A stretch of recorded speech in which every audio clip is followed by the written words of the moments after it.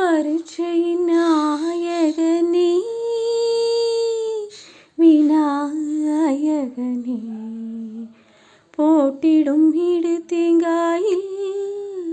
மன அழுத்தங்கள் தகர்ப்போனே, அரசமரத்தடி கோவில் கொண்டு மரங்களை வளர்த்தோனே, அருகம்புல்லேற்று நின்று மூலிகை தந்தோனே, மண்ணிற்கு பெருமை சேர்க்க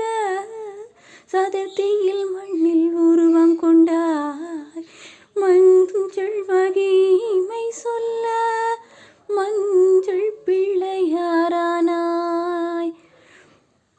போட்டிடும் தோப்பு கர்ணம் உடற்பயிற்சியின் வகையாகும்,